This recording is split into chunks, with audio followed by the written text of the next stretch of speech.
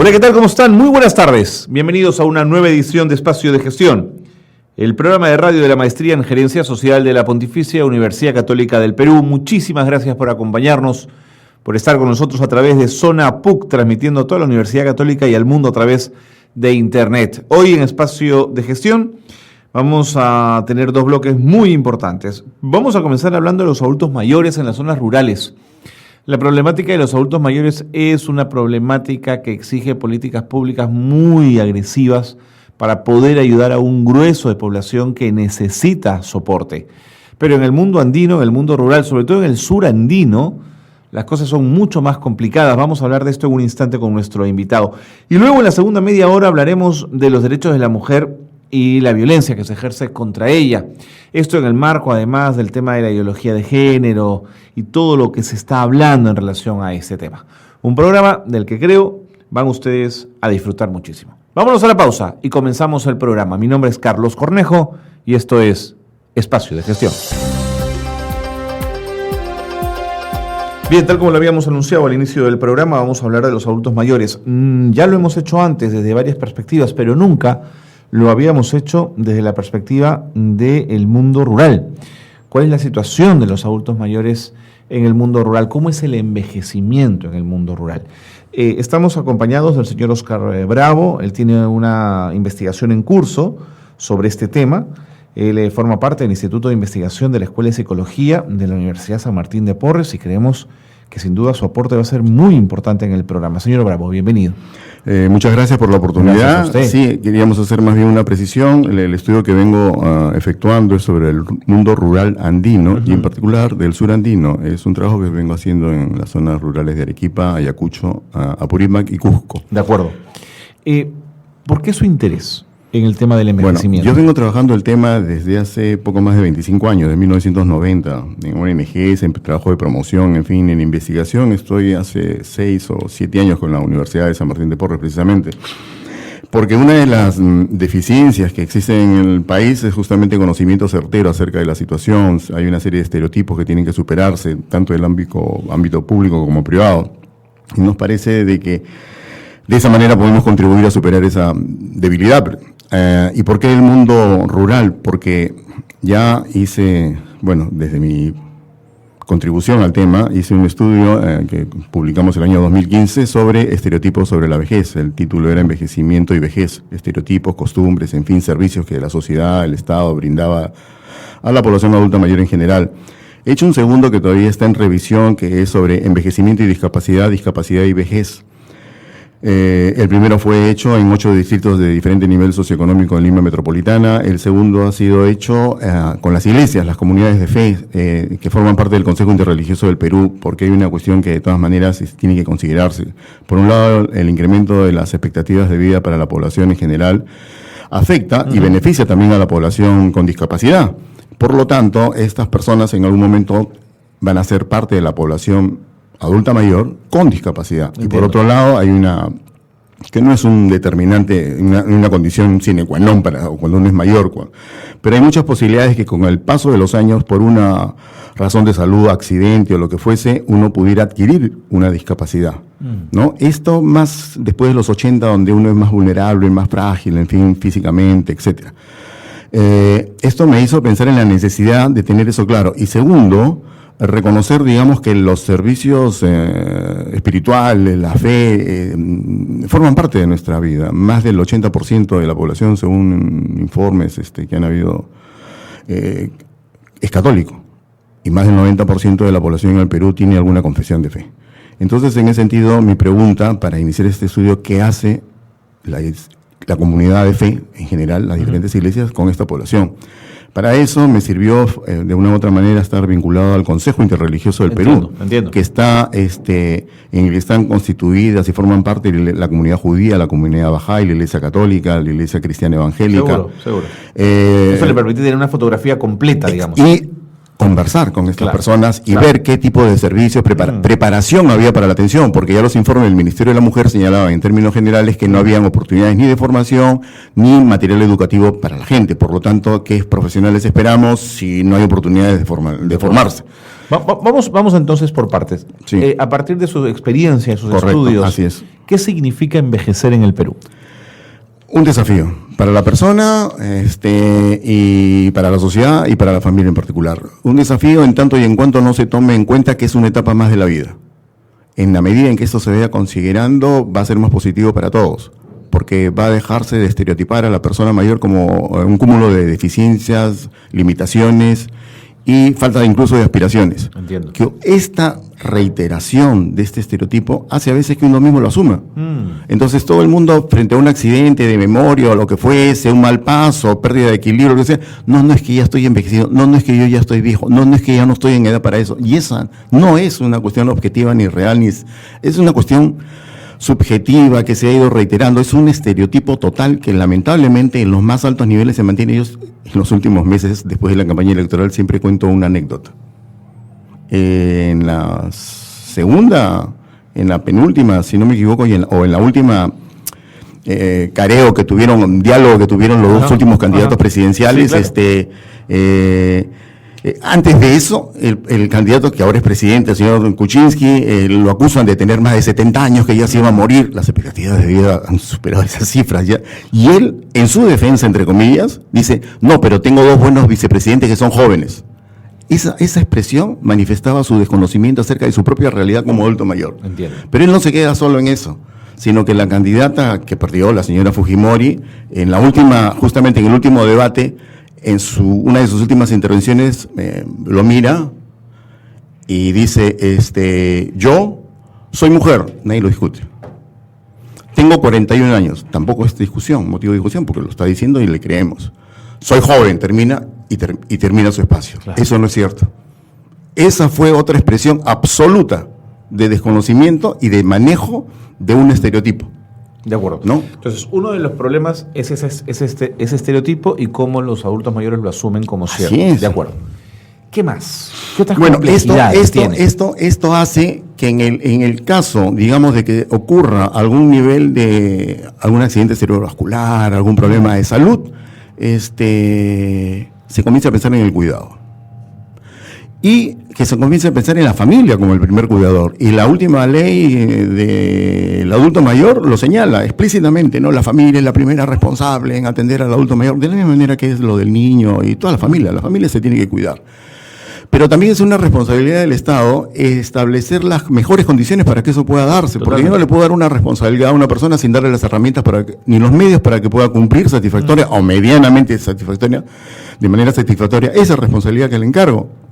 Y la pregunta que nos hacemos y que hago a la audiencia es: ¿quién ha visto propaganda, información, oportunidades de formación? Mire usted, en el primer estudio que hice en los 8 distritos de la Lima Metropolitana sobre vejez y envejecimiento, había una pregunta. Para los 8 distritos, Comas, Surco, La Molina, Miraflores, Surquillo, Villa María del Triunfo, sectores diferentes socioeconómicos. El 80% coincidía en que para atender a una persona mayor había que estar preparado. Más del 70% coincidía en este segmento heterogéneo, es decir, no sé en dónde, no hay, no conozco. Y otro porcentaje similar a la pregunta: ¿y usted encuentra libros o material educativo sobre el tema? No, tampoco. Y los invito a visitar las mejores librerías aquí de Lima, de Miraflores o San Isidro, que son las más surtidas, etc. Y pregunten sobre material o publicaciones sobre adultos mayores o sobre abuelos, del término que prefieran. El vendedor va a mirar el cielo, va a buscar a otro. Y si encuentra algo a primera mano, va a ser: uy, llegué a los 40, me fregué. Y cosas de este tipo, que reafirman estereotipos. Claro. Entonces, sí, hay que reconocer que hace poco un médico geriatra, Carlos Sandoval, al quien conozco, ha hecho un par de publicaciones junto con un médico psiquiatra que dirigió un programa de radio. Pero aún así, mire, la población adulta mayor supera los 3 millones de personas. O sea, 2 libros, 6.000 libros en Lima, nada más que somos cerca de 10 millones, no es nada. Yo digo, a nivel de política pública, así es. ¿Cuáles son las líneas matrices? ¿Qué está pensado para el adulto mayor? Como ideales tenemos altos. Sueños grandes, y eso es bueno. Que son atención en salud. Claro, hay un plan nacional que ya va por su 4ª edición, si no recuerdo mal. Incluso tengo información porque he formado, me sigo convocado de todas maneras para la evaluación que está haciendo del último plan el Ministerio de la Mujer y Poblaciones Vulnerables a través de la Organización Panamericana de la Salud, ¿no? Están convocando a diferentes actores, que se cumple, que no se ha cumplido. Hay una serie de cosas que pueden estar en el plan que, una vez más, que si no se dan las herramientas va a ser complicado. Si nosotros partimos del criterio que desde el 2008, 2011 hay informes del Ministerio de la Mujer y Poblaciones Vulnerables que señalan, en el estudio que yo hago en el 2015, no hay centros de formación, la formación es escasa, las oportunidades de formalización, de profesionalización son limitadas. El informe que se haga, a menos que se haya cambiado eso, tiene que caer en lo mismo. Entonces el informe está diciendo, los funcionarios no tienen los criterios, no hay indicadores. Es que no se le puede pedir peras al olmo. Si yo no he formado, no he preparado, no es que me eligen a mi autoridad y nombro al funcionario y a partir del nombramiento un rayo divino lo ilumina, lo ilustra y lo capacita. No es así. O sea, para usted, y a partir de sus investigaciones, sí, la respuesta de la autoridad estatal frente al adulto mayor es de desconocimiento, de no entender las circunstancias. Yo no lo diría así. Lo puede entender, sino que no prioriza lo suficiente. Es lo que pasa con las autoridades en el tema de cuestiones sociales, ¿no? Cuando uno va a un municipio, a un ministerio, y aquí al país posiblemente diga, es que somos pobres, no tenemos presupuesto para eso. No, es que no alcanza para eso. Y uno al escuchar diría, hay un tercero que lo prepara. Porque la expresión correcta sería, no, para mí no es prioritario, por lo tanto lo dejo para el final. Claro, claro. Esa es la realidad concreta. Es como una lavada de manos. Claro. Definitiva. ¿Ya? Entonces, lo que hay es un interés que va creciendo. Definitivamente, cuando yo comencé este trabajo en los años 90, todo el proceso ni se considera la población adulta mayor. Hay que celebrar eso. Hay que celebrar que existe una política de Estado, hay que celebrar que existen ya 4 versiones del Plan Nacional, hay un sector responsable. Hay otros sectores que están entendiendo la gerencia social, justamente el tema que ustedes trabajan en la especialización que ustedes promueven como una cuestión intersectorial, interactiva. Claro. Oiga usted, pero todavía escuchamos celos de un sector a otro. O sea, el Ministerio de la Mujer es el ente rector, nadie lo discute. Sin embargo, despunta favorablemente para los adultos mayores los servicios y atenciones que viene brindando el Ministerio de Desarrollo e Inclusión Social a través de Pensión 65 y cómo a través de Pensión 65 han visto oportunidades de acción con el presupuesto que tengan. Este programa Saberes, que es muy interesante. A eso voy. Oiga, ¿pero acaso ellos lo ejecutan? No, ahí está en la municipalidad. A la municipalidad dice, oye, te ayudo en capacitación, te doy esto, mira, tengo este material, lo publicamos entre los dos. Y esa es la idea. El Ministerio de la Mujer, la Ley del Adulto Mayor, la Ley Orgánica de Municipalidad del 2003, genera, promueve, da estas oportunidades. Ustedes tienen la oportunidad como Universidad Católica, como el tema de la gerencia social, de convocar, de compartir, de dar esas orientaciones para la búsqueda de la generación del valor público, que no es otra cosa que el bienestar de la población a través de servicios efectivos, de calidad, oportunos. Y, para terminar esta idea,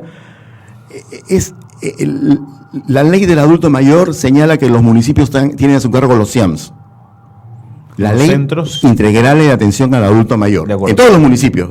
Pero menos de 500 de todos los distritos tienen ese. 1.800 más o menos, ¿no? Mire, eso es lo que le quiero decir. Sin embargo, el MIDIS con el tema de saberes y esas alianzas ya tiene más de 1.000 relaciones con los municipios. Entiendo. Es una cuestión de gestión. De acuerdo, seguro. Y quiero terminar lo siguiente. Mire, con decirle a los alcaldes y publicar, oye, no se trata de que construyas un local. Por más que la gente lo pueda pedir, no es la idea. Claro. Lo que tú tienes que ofrecer es un servicio. Claro. ¿Ya? Y búscate el colegio, la fábrica, la iglesia, el parque o tu local que pudieras tener, pero que no sea el primer paso, construir un local y dice, estábamos queriendo construir en Cian para dar el servicio. No, es al revés, es más barato y generas más bienestar. Entiendo. Bueno, entiendo. Ya. Ahora, en esa misma línea, y antes de continuar ahondando el tema del envejecimiento, y ya para meternos en el mundo rural, ¿el adulto mayor en el Perú tiene rostro de hombre o rostro de mujer? ¿Cuál es la proporción? Bueno, mayoritariamente mujer, mayores son las expectativas de las mujeres siempre, ¿no? ¿Eso es una cuestión internacional. No hay una cuestión específica al respecto, sí le puedo decir, porque es en el mundo y todo el mundo se pregunta, mejor resistencia, condiciones, el hecho de no haber trabajado en la calle, cuidado, no le puedo decir. En fin, sí. O tal vez las mismas responsabilidades que habitualmente tienen las mujeres. Los niveles socioeconómicos, ¿dónde se concentran la mayor cantidad de adultos mayores? ¿O está muy repartido? Sí, No hay mayor diferencia, no he podido identificar una diferencia los económicos especial. más bajos no tienen más adultos mayores que los altos, digamos. No necesariamente. No necesariamente. No necesariamente. En el ámbito rural, incluso, y más bien entrando, no sé si nos alcanza el tiempo para entrar al ámbito rural andino en particular, ahí lo que vemos que es el nuevo concepto de ruralidad lo que hace la modificación, porque hoy día estoy en el campo porque me toca sembrar, pero los próximos 3 meses me voy a la ciudad porque me toca vender. De esa ruralidad, sí, hablemos después de la pausa. Ya. Señor Bravo, nuevamente, muchas gracias por estar con nosotros. No, pausa y volvemos para seguir conversando de este tema tan importante. No se vaya, quédense con nosotros.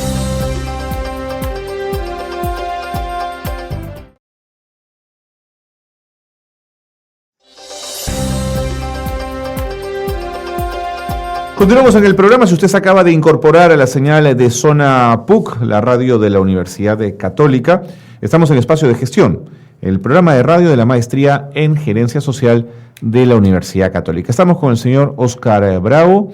Él es investigador, experto en el tema del adulto mayor, forma parte del Instituto de Investigación de la Escuela de Psicología de la Universidad San Martín de Porres. Señor Bravo, antes de irnos a la pausa, había quedado más o menos perfilado y claro la situación en general del adulto mayor en el Perú. Pero metámonos un poquito más en el mundo andino. ¿Cómo no? ¿Qué significa envejecer en el mundo andino? Y explíquenos este concepto de la ruralidad que cambia en el tiempo y que ya no es el viejo mundo rural de antes, ¿no es cierto? ¿Cómo no? Bueno, sí, primero eso, la concepción, como dije hace un momento, ha cambiado en estos últimos años, décadas, no solamente en el Perú, es en el mundo, por el avance de la tecnología, los medios de comunicación, las facilidades de acceso y de traslado, que hacen que de la misma manera, que de acuerdo a las oportunidades, digamos, y a las situaciones, la persona se traslade del ámbito rural al ámbito citadino, digamos, ¿no? Y que se desenvuelva en ambos espacios. No hay, yo quiero estar siempre en mi tierra, quiero estar siempre en este lugar, sobre todo por una cuestión de necesidad, de sobrevivencia, ¿no? O sea, si yo me quedo aquí en el campo, cuando no pueda cosechar o tenga que sembrar, no voy a tener que comer, no voy a tener a quien vender y esperar a que venga solamente alguien, es más fácil que yo lleve la oferta. Y esto ha hecho que con el paso de los años hayan propiedades locales, familiares, también en las ciudades, que hace que la gente se traslade. Entiendo. Bueno, de hecho, la guerra interna que se vivió en el Perú también tuvo un nivel de influencia para temas de desplazamiento forzado, ¿no? Seguro. En esa misma línea, el hombre o la mujer del campo, cuando envejecen, ¿a qué se enfrentan? ¿La familia asume el cuidado? ¿La imagen de este adulto mayor es una imagen de respeto y de cuidado, o más bien es una carga para la familia? Ya. Bueno, no quiero ser infidente con los avances de la investigación que vengo haciendo. Pero pero sin embargo lo quiero decir. Cuando uno a veces habla del campo, mira, los estereotipos no son solamente negativos, sino también positivos. Uno idealiza a la gente del campo donde dice, pero todavía en la sierra, la gente rural respeta a los ancianos, de la sierra en la fuente del saber, lo acogen, lo llaman para tomar decisiones. Sí, eso fue en algún momento, ya no es tan generalizado. Entiendo. ¿Ya? En los avances tecnológicos, económicos, incluso, mire, estuve en Ayacucho con un grupo justamente en noviembre, y una de las señoras me decía lo que los otros coincidían, ¿no? En algún momento tuvieron un lote, tuvieron un terreno, una tierra, una chacra, digamos, o lo que fuera, una propiedad. Y bueno, hijo, ven, toma, o hija, aquí está, esto para ti, construye aquí tu casita, ambiéntate, mejora. Bien, todos felices. Con el paso de los años, al mayor nivel de vejez, y esto no es una generalidad, sino estoy contándolo como una cuestión anecdótica, para que se pueda apreciar las diferencias que van habiendo de percepciones. Pero mamá, fíjate, pues cuando vienes ensucias todo, pues, te limpias los zapatos, ya los chicos no están acostumbrados a tus olores, pues apestas. Tremendo. ¿Ya? No, tú no sabes. No, tú no sabes, claro. ¿Ya? Claro. Entonces, claro, son cuestiones testimoniales nada más, pero la carga de dolor que hay al decir eso, yo que te di el sitio, y esto era algo que habíamos visto aquí en Lima, porque mi trabajo en Lima comienza en los 90 en el Ermitaño, en Independencia, que es zona de toma de tierras, o sea, los propietarios la tomaron, ya, y la lucharon a palo, bomba, etcétera, a sangre, realmente. Y contaba en esa época de que la casa que ellos habían dado, construido con el paso de los años, que ya estaba cerca de una avenida asfaltada, había acogido a los hijos, o a la hija, o al yerno, o a la nuera, que después decía, ay señor, pero Mire, pues los chicos necesitan más comodidad, mejor váyase al cuarto del fondo. Y lo van arrinconando. O ya, papá, mejor aquí en la sala, como ya a la hora que te vas a dormir, te armamos tu camita, pues. Y a veces no, pues no vas a dormir, si ha venido visita. Entonces, entiendo. Y a veces nuestro espíritu cariñoso, acogedor, engreidor, hace que, sí, pues es mi hijo, es mi hija. ¿Cómo lo voy a denunciar? ¿Cómo me voy a quejar? ¿Qué voy a hacer? ¿No? Eso también he observado en este pequeño grupo, faltan más testimonios definitivamente, pero es una cuestión generalizada. Donde se mantiene el tema ideal de que el adulto mayor es consultado, es donde se mantiene el nivel de organización comunitaria. Ok, importante. ¿No? O sea, donde hay una cuestión sólida ahí sí siguen siendo líderes, siguen siendo referentes, ¿no? Bueno, todo avance no es positivo ni todo avance es negativo. Sin embargo, me parece que al final del trabajo que voy a hacer, que le comento, es una investigación de tipo acción, ¿no? Es una investigación de tipo acción participativa. Significa que luego de recoger la información, voy a transmitir información a los diferentes actores con los que estoy entrevistándome, con los que estamos trabajando. Esto es va a devolver la información. Exacto. No solamente devolverla, sino con contenidos, con información certera, o sea, información cierta, con pautas muy sencillas, tanto para la población adulta mayor como para los funcionarios, operadores o familiares de esta población adulta mayor. Es la metodología del trabajo, es lo que vamos a hacer, y es lo que vengo conversando con las autoridades de los lugares que le he mencionado, líderes de organizaciones, algunos referentes. ¿Para qué? Para que eso sea de ellos. Y hay un adelanto, esto no es ninguna infidencia, hay un adelanto metodológico que es una prepublicación de esta guía español y quechua para los adultos mayores que va a ser compartida, y una guía español y quechua también para los operadores, funcionarios, etcétera, de estas zonas, ¿no? En su recorrido por el sur andino, ¿cuánto impactó el conflicto armado interno en esas zonas en función al adulto mayor? Pienso en alcoholismo, pienso en migración, pienso en abandono de los jóvenes de sus comunidades. ¿Cuánto impactó? Mire, yo lo remitiría a algún resumen del informe de la Comisión de la Verdad. Discúlpeme, no tengo ese detalle, pero sin embargo es significativo hasta la carga de energía que hay. Porque cuando en Ayacucho me he alojado, donde se alojaron los periodistas de Churajay. ¿Ya? Y eso a uno como que lo prepara, lo transforma para sentir el dolor y la esperanza de que esas cosas no se vuelvan a repetir, no por temor de la población, sino porque no existan las condiciones objetivas y subjetivas para que eso ocurra. Objetiva es el maltrato, la discriminación, el abandono, la postergación, ¿no? Y esto no tiene nada que ver con ninguna ideología político-partidaria, sino tiene que ver con una condición del ser humano, aspirar a la felicidad y a tener derecho a un trato digno. ¿Cuántos adultos mayores... ¿Cuántos es una pregunta un poco grande, pero ¿qué ha podido usted encontrar respecto del cuidado de los niños a cargo de los adultos mayores con el trabajo de los padres? Ya.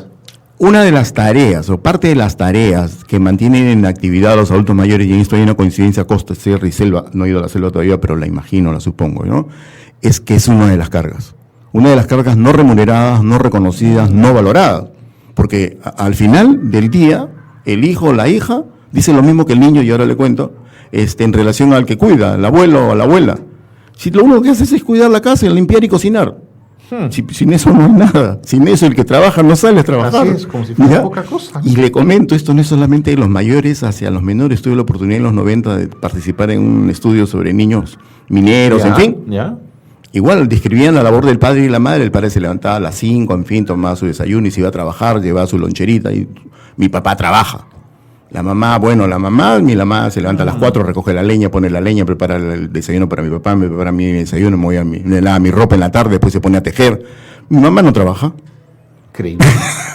Entonces, la percepción del trabajo solamente como la actividad remunerada es algo... un error absoluto, claro. Sí, ya... Claro, y los abuelos podrán tenerle mucho cariño a los nietos, pero ya no tienen ni la capacidad ni la fuerza para perseguir a niños pequeñitos por toda la casa. En eso coincidimos plenamente con usted, porque una persona de 50 años que se anima a tener un hijo llora. Así es. Claro, por esa una cuestión concreta, no hay nada más. Porque el niño necesita correr a ver al Parque de las Leyendas o a la playa. Alcánzame, papá. Así es. ¿No? Claro. Es imposible. Pero, sin embargo, le quiero señalar en relación a lo que me comentó acerca de las ocupaciones y las tareas. Todos trabajamos. Eso lo tienen claro los adultos mayores en el campo. ¿Hasta cuándo? Hasta que podemos, pues, si total fuera pensión 65, que un segmento importante cobra esa pensión, el resto no va a tener nada. Si no haces algo, no comes, o no conoces un reconocimiento para alimentarte. Es así. Y la familia encarga y divide el trabajo justamente de acuerdo a esas condiciones, a esas posibilidades. O sea, no hay necesidad de un título. Pero sin embargo, papá, tú todavía cosechas. Y con una organización internacional que era Helpage International, que apoyaba este trabajo en los 90 y ahora tiene presencia también en el país, había un proyecto precisamente en Ayacucho con el Centro de Capacitación Campesina, que tiene una experiencia exitosa de identificación de envejecimiento activo, digamos. ¿Qué era? En la comunidad le dieron un medio cerro, un pedazo de cerro para los adultos mayores, el club, la asociación de mayores.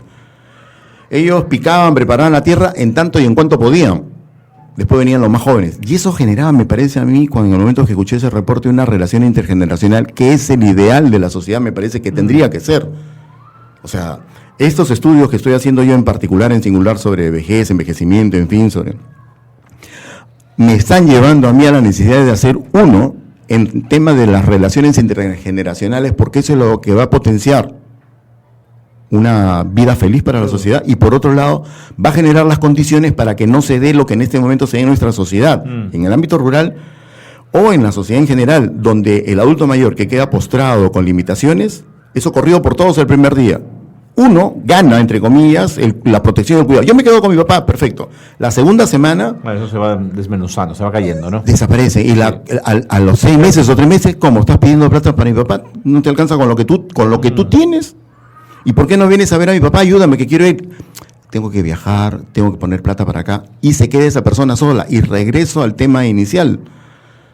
¿Quién preparó a esa persona para atender de manera adecuada al adulto mayor? Claro, uno se pregunta con qué herramientas esa persona podría asumir esa responsabilidad. Es lo que le digo, en el estudio que hice sobre vejez y discapacidad, queda demostrado y reconocido de que la fe, el amor, la caridad y el buen espíritu no bastan, pues. Porque con esa mejor fe y buena voluntad, papá, no te muevas, quédese ahí nomás, abuelito, señor, quédese, no haga esfuerzo. Y lo que la gente necesita es hacer todo lo que pueda hacer en tanto y en cuanto pueda hacerlo. Es el criterio central. ¿Se sabe, se conoce en qué gasta su dinero, en el caso de pensión 65, un adulto mayor? ¿Hacia dónde lo dirige? ¿A salud? ¿A comer? ¿A los hijos? ¿Hacia dónde se va ese dinero? En términos generales, a sobrevivir. Y en la sobrevivencia no está la salud como cuestión prioritaria. No está la salud como una cuestión prioritaria. No olvidemos que hay una tradición ancestral que puede haberse perdido, limitado, etcétera. El tema de la curación a través de curanderos, de gente que las hierbitas. Claro. Y la expresión textual está así de que si las hierbitas no sirven, entonces vamos al médico. Entiendo. A pesar de que ahora hay redes de salud, hay un incremento, una presencia, que también, una vez más, debo felicitar a la gente del MIDIS, se va colgando del tema de pensión 65. O sea, hay una inversión ahí y los demás actores van sumándose. Espero, deseo, claro, y ojalá. La articulación es muy importante. Es básica. un programa social y se van amarrando a él otras necesidades. Es un solo presupuesto. Si ustedes hacen eso en gerencia social, invítenos a que sean más, que no solamente que los aprueben, sino que los practiquen. O sea, te doy el título después de 3 años. Cuando yo vea en esos 3 años que tú estás haciendo lo que yo te he enseñado y que me has dicho que sabes. Esa es la única solución. Esa va a ser la mejor certificación nacional, además innovadora, que pueda implementarse aquí en el país sobre ese tema. Porque si no viene de Francia, de Estados Unidos, sí, es buena la calificación. Sí, claro, ¿y la práctica? Y en sus investigaciones en el adulto mayor, en zonas rurales o en el mundo andino, sobre todo en el sur andino, ¿qué enfermedades principalmente suelen tener, les aquejan? ¿Son las mismas que en la costa o tienen diferencias marcadas? No he visto. Las cifras que hacen los informes, los reportes, el INI, las cuestiones de salud, son increíblemente las no transmisibles.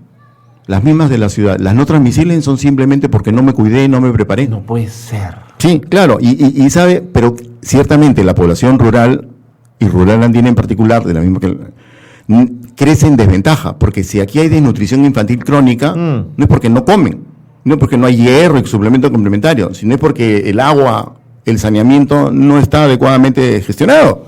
Entonces, en el ámbito rural, donde no hay vacunas o no hay esa atención oportuna, todos esos precondicionantes que no he terminado de consolidar, digamos, tienen que tener algún nivel de influencia. A mí me gustaría de que alguna facultad de medicina, de bioquímica, digamos, comparte este interés. Para así como pedimos equipos, ¿no es cierto?, para la gerencia social, etcétera. Pidamos equipos para estas investigaciones, ¿no? Claro, la Escuela de Psicología, el Instituto de Investigación de la Escuela de Psicología de la Universidad de San Martín se está preocupando en el tema. La Cayetana Heredia también tiene una facultad de gerontología, en fin. Ustedes tienen, la Universidad Católica tiene el diplomado, que yo he seguido, fui la primera promoción de gerencia social. Gerontología social, perdón. ¿Cuándo hay una reunión de intercambio? ¿Qué hemos capacitado? ¿Cómo van nuestros profesionales? La Universidad Las Peruanas, que tiene ya 4 o 5 promociones de gerontólogos sociales y que todavía no pueden tener su título formalmente registrado. Por todos los cuestionamientos que pueda tener la Universidad Las Peruanas, oiga, bueno, pues se inspiraron, lo lograron, evalúalo. En 4 años, ¿dónde más han trabajado? ¿Qué cosas han hecho? ¿Cuál es el nivel de satisfacción de la...? Y eso es mejor que cualquier diploma. Bueno. Queda claro que queda muchísimo por hacer. Señor Bravo, muchísimas gracias. No, gracias a usted, felicitaciones por el programa y gracias por la oportunidad. Véngase cuando quiera para seguir conversando de esos temas que son tan importantes. Hemos estado con el señor Oscar Bravo, investigador, especialista en el adulto mayor. Nos vamos a la pausa y seguimos con más aquí, en Espacio de Gestión.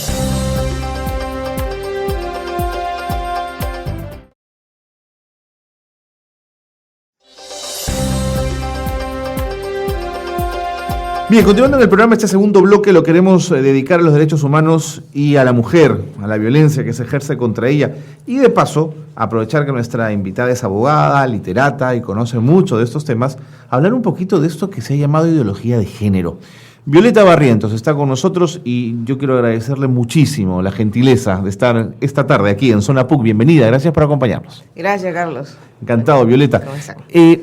Te propongo algo, antes de entrar al tema de la violencia, el tema más grueso, ¿qué sensación te ha dado, quería plantearte, esta campaña con Mis hijos no te metas, que intenta de alguna manera desmenuzar, destruir el enfoque de género y sus objetivos, intenta caricaturizar de alguna manera este tema?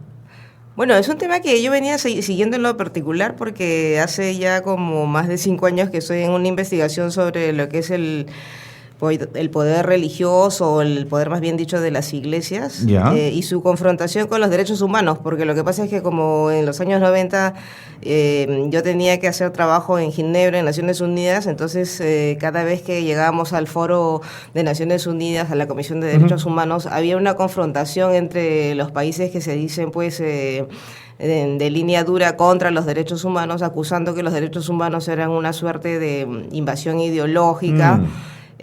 Claro, tenían diferentes motivos, ¿no? Estaban entre ellos los países comunistas como los países islámicos, pero también estaba, por ejemplo, el Vaticano, ¿no? En el sentido de que los derechos humanos como que en algunos momentos, ya que se iba perfilando el tema de los derechos sexuales y reproductivos, hacia la entrada ya del segundo milenio, le quitaba a la iglesia católica, así como otras iglesias que no se han secularizado demasiado, el terreno del cuerpo, claro, ¿no? Le quitaba poder, digamos. Claro, les quitaba el poder, exacto, ¿no? Entonces, dentro del panorama de iglesias no hay que generalizar tampoco, porque esos son los grupos más radicales, ¿no? ¿Qué sucede?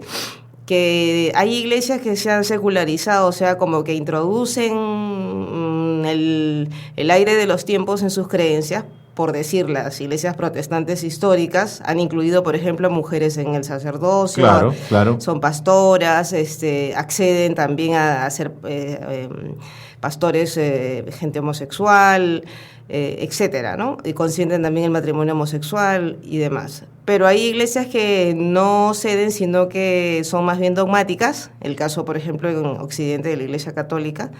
Y entonces cualquier avance, digamos, de otro tipo de pensamiento les quita un poco el piso. Entonces esto se vino perfilando hacia el año 2003, más o menos, en que en Naciones Unidas se comenzaba a hablar ya más concretamente de la orientación sexual, por ejemplo. Desde antes, ya desde la Conferencia del Cairo en los años 90, se había tocado el tema de los derechos sexuales y reproductivos. Entonces, desde ahí, por ejemplo, Vaticano mandó a hacer un informe a una investigadora norteamericana que era Dale O'Leary, ¿no? Que en 1997 me parece que publicó un informe sobre la agenda de género, Entiendo. en que hablaba ya de esta ideología supuestamente. Este informe, curiosamente, fue resumido, traducido por la Conferencia Episcopal Peruana, que lo difundió a toda América Latina. Ya. Estoy hablando del año 98. Pasa el tiempo, esto es como una reacción a la Conferencia del Cairo, Ya. ¿no? Y al comenzar el segundo milenio, en Naciones Unidas se mueve toda la agenda de la homofobia, ¿no? Por la situación de violencia que se Por venía supuesto. dando. ¿Por qué se da en ese momento el tema de la agenda contra la homofobia y todo esto? Es por una consecuencia del SIDA. En los años 90, si bien se acuerdan, hubo toda una serie de políticas destinadas a, por ejemplo, la educación sexual de otra Claro, manera, claro. para evitar, digamos, el contagio, digamos, de esta gran pandemia que empezó en los años 80, ¿no? Entonces, prácticamente en los años 90, los estados que nunca habían mirado el tema del cuerpo, ni de la sexualidad, ni la reproducción, tuvieron que hacerlo, aunque sea a la fuerza, para evitar, digamos, la propagación del SIDA. Entonces, ahí intervieron mucho Naciones Unidas, UNESCO, en tratar de dar una orientación a este respecto. Esto obviamente movilizó a los gobiernos y hubo también una reacción desde el ámbito clerical, ¿no? Porque hasta la fecha se había dejado que fueran las iglesias las que gobernaran al cuerpo.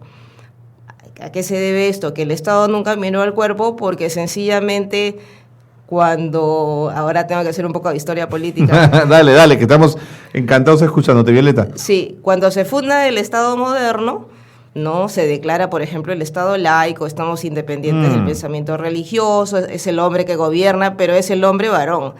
Nos deja afuera a las mujeres, deja afuera a sujetos que eran varones, pero que no eran propietarios, que no eran blancos. Entonces, a una serie de personas que no tenían ciudadanía.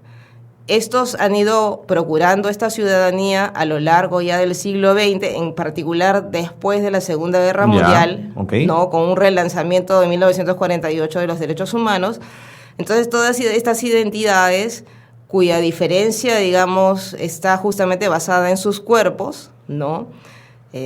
Ya la noción de alma o de razón como que pasó de moda y se concretó más en el cuerpo. Claro. Estas identidades han ido reclamando sus derechos y hay todo un cambio también de manera de pensar, de filosofía, que luego se ha juntado con lo del SIDA, etcétera, y es el resultado de lo que tenemos ahora. Entonces, esta es una situación. Lo que ocurre en Perú no es una cuestión puntual de Perú, está ocurriendo a nivel mundial. Entiendo. ¿No? Es como una suerte así de la pataleta del ahorcado, ¿no? Que ya ve que Qué buena metáfora. que pierde, que pierde Que ese ya no territorio. puede, claro. Pero por otro lado ocurre también algo que da fuerza a esta pataleta. Resulta que con los cambios, digamos, a nivel de la política, porque ahora se dice que la democracia está en crisis, por eso es que tenemos a los indignados mundialmente saliendo a las calles. Por supuesto. Como que ya la democracia no nos satisface, y esto es porque la economía está dominando mundialmente. Entonces, Absolutamente.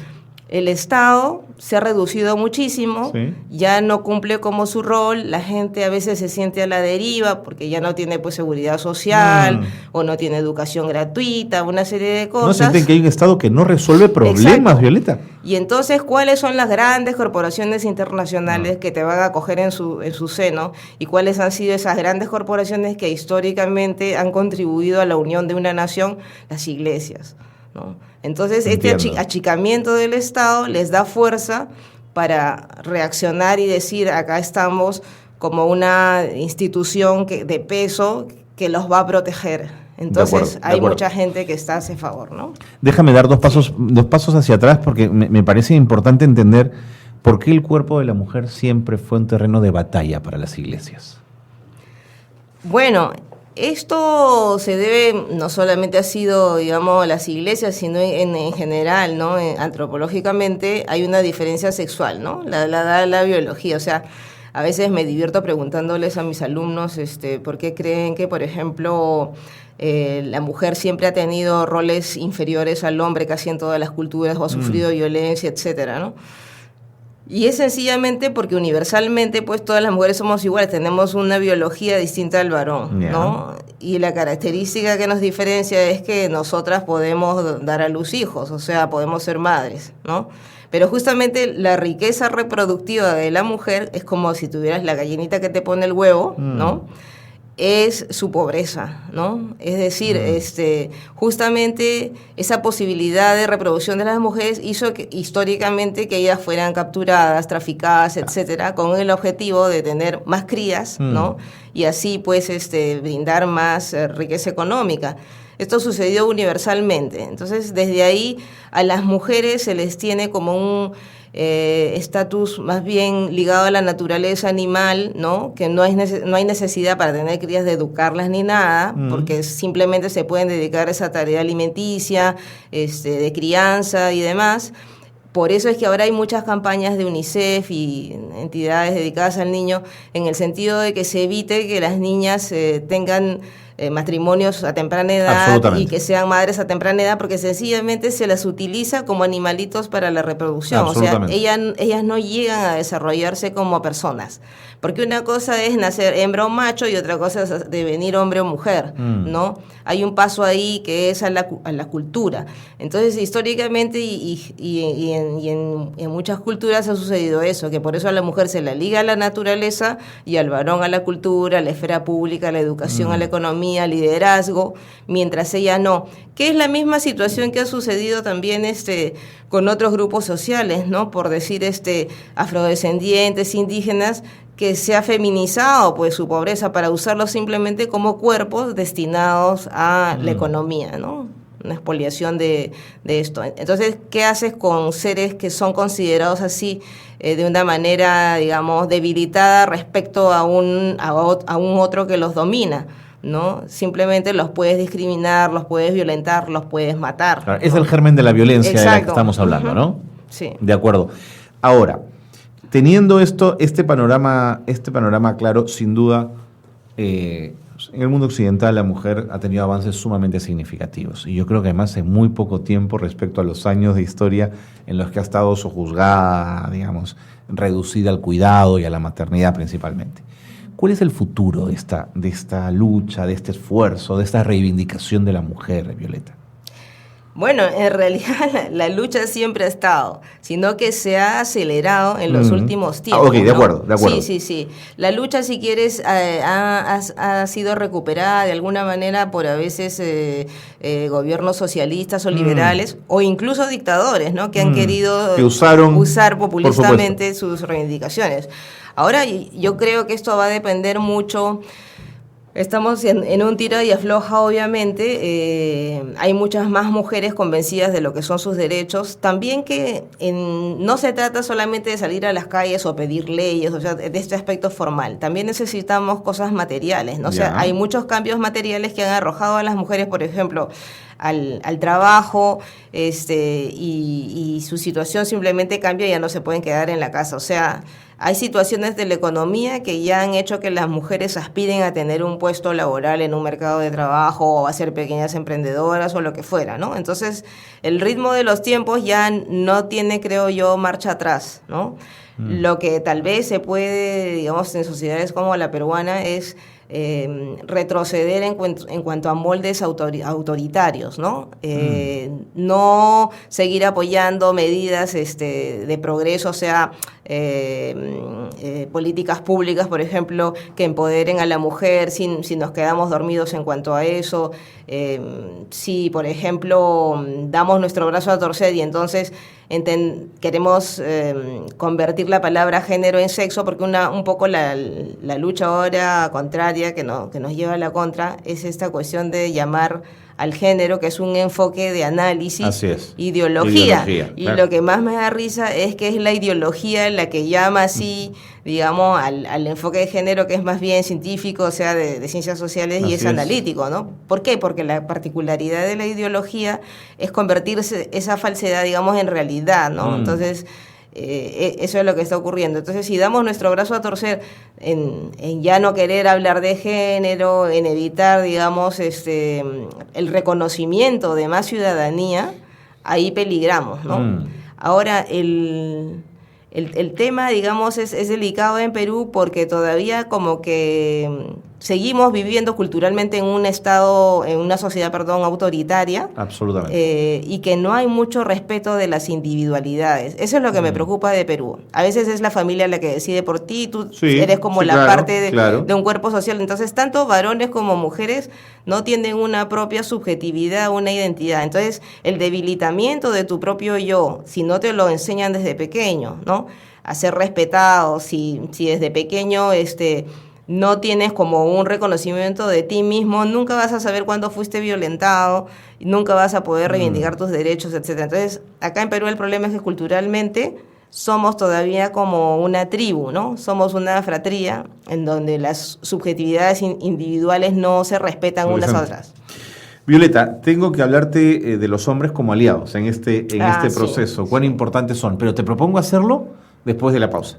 Mil gracias por estar con nosotros. Violeta Barrientos nos acompaña esta tarde aquí en Espacio de Gestión, el programa de radio de la Maestría en Gerencia Social de la Pontificia Universidad Católica del Perú. Regresamos.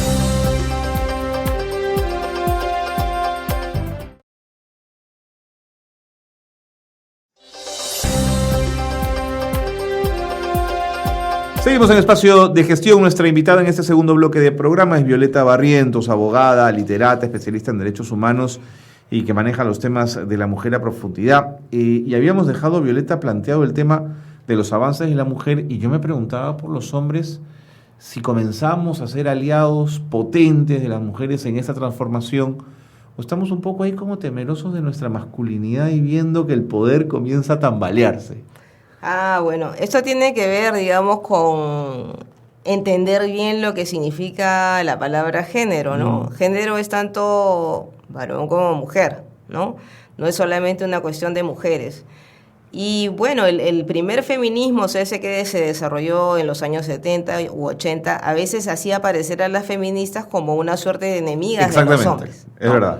Pero ha habido ahora una evolución hacia los años 90, sobre todo por lo que yo decía, ¿no? O sea, la pandemia del SIDA modificó mucho la manera de pensar el género, las teóricas de género, fundamentalmente más que nada en Estados Unidos, ¿no? Y el género ahora se piensa de dos formas, ¿no? Porque los mismos varones, más viniendo del terreno, si quieres, de la homosexualidad, de lo gay, plantearon algunas, digamos, ideas a nivel teórico, por las cuales también se salía de esa polarización hombre y mujer, o sea, de ese binarismo. Entonces ahora lo que se introduce más que nada es un enfoque como unitario, o sea, ya no debería haber esa polarización, sino reconocer en cada cual su feminidad o su masculinidad, ¿no? Yo, mujer, también tengo una masculinidad, o tú, hombre, también tienes una feminidad. No somos polarizados, ¿no? Las cosas se van integrando. Entonces, la nueva teoría de género a lo que apunta es hacia eso, ¿no? A una integración, a una abolición, si quieren, de los dos extremos, sino más bien a una integración de ambos, ¿no? Poder dar, por ejemplo, rasgos, digamos, que siempre fueron atribuidos a las mujeres y reconocerlos también en los varones, porque son también seres humanos, también sienten.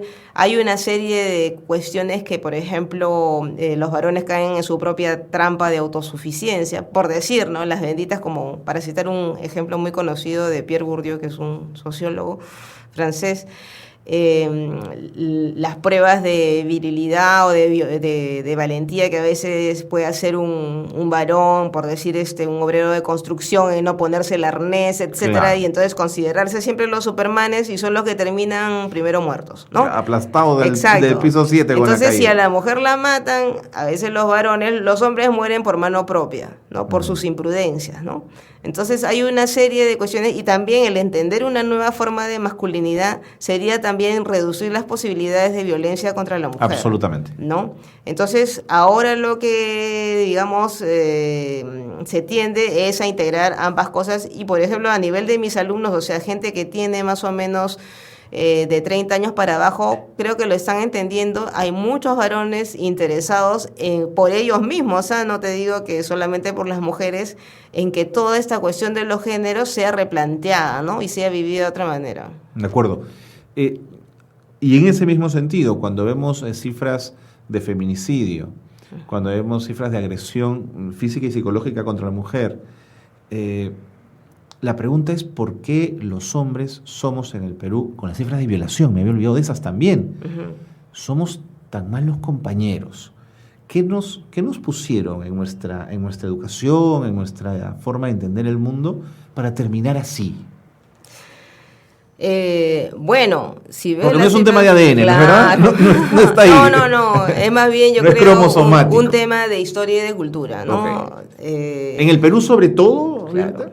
Sí, yo creo que sí, porque el Perú es una mezcla de lo tradicional y lo moderno. Somos un país todavía, yo creo, caminando hacia la modernidad. Y resuelto ese claro, nivel, claro, tú ves Lima, por ejemplo, Lima pues en realidad no es una ciudad pues que digamos urbana, ¿no? Lima tiene un 50% de ruralidad en sus costumbres, desde el estilo de manejar, desde el comportamiento, etcétera. Somos una mixtura, somos una ciudad huayco, pues, ¿no? Aluviónica. Me gusta, ¿no? eso. Donde todo el mundo ha aterrizado por la falta de oportunidades de trabajo que hay en el Perú. Y a trompicones hemos llegado, y nos hemos acomodado como hemos podido. Exacto, ¿no? Entonces, hay como un sustrato acá social, lo que te decía antes, ¿no? De poco respeto a la individualidad, porque la individualidad, de alguna manera, y el respetar que uno es un sujeto, es la característica pues de la modernidad. O sea, si tú no te reconoces a ti mismo sujeto y ciudadano,